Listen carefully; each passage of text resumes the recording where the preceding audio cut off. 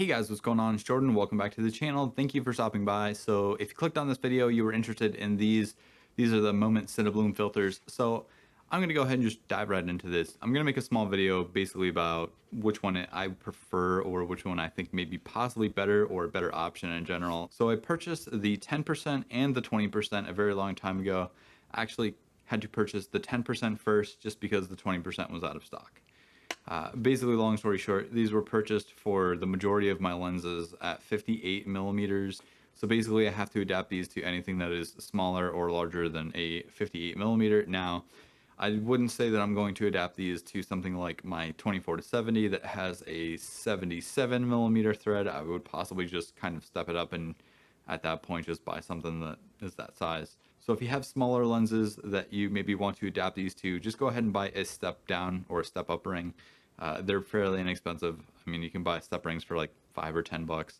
Sometimes you can get them in a pack. So if you want to, let's say if you have one lens that you use primarily that's a 77, or if you have one lens that you use primarily that's a 52, or a couple lenses that have a 52, just buy step up rings and then just adapt them.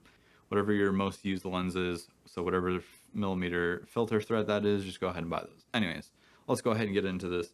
So I purchased, like I said, the 10% first, and then I got the 20% later on. Now, after using these for quite a while, I was actually using them for my main video setup when I was recording my YouTube videos. So I would actually use these to just kind of give like a softer, kind of diffused feel to the image entirely.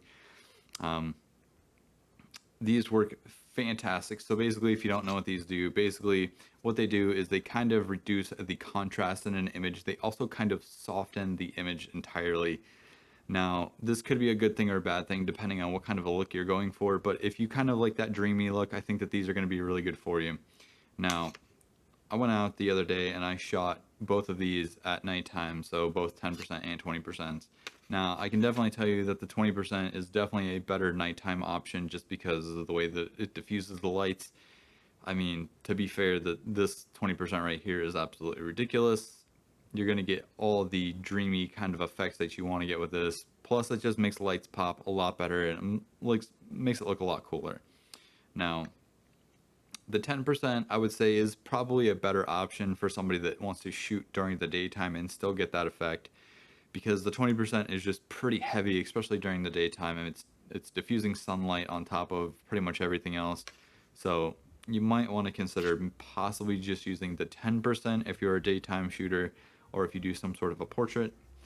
If you're more of a nighttime street photographer or a videographer that likes to just have like a dream filter kind of look, I would think that the 20% is possibly better for you.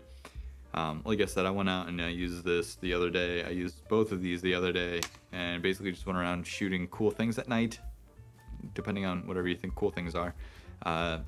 Neon signs, gas stations. I guess those were kind of cool to some effect. But, I mean, you get the picture. So, I mean, the 20% was definitely a better option for that. Now, like I said, if you are a portrait photographer or somebody that enjoys shooting during the daytime, the 10% is probably going to be your best bet. The 20% is pretty heavy, especially during the daytime. But I think the 10% definitely adds that level of just kind of that dreaminess, but still not really incredibly too heavy.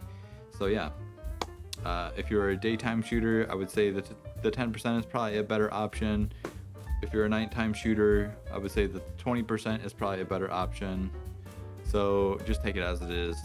I mean, if you want to get the best of both worlds, if you do more video than you do photos, I would say probably go with the 20%, especially if you like that kind of dreamy look. But if you want that dreamy look without it being too overly assertive, the 10% is probably definitely better for you. I would say that in general, if I had to choose one over the other, mostly because I don't do a lot of nighttime shooting, I honestly would probably still go with the 20%, just because of the way that it kind of desaturates and decontrasts an image. It also kind of gives it a softer look, which you may or may not like, so just take that into consideration.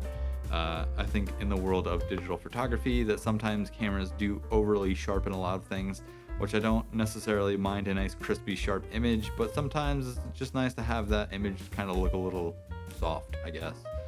and not necessarily soft in camera, but just softened due to some sort of a diffusion. So if you guys like this video, give it a thumbs up, give it a like. If you found it helpful at all, give it a like. If you didn't like this video, also give it a thumbs up. Hit the like button, hit the subscribe button, hit all the buttons. I'm Jordan, and I'll catch you guys next time. Peace.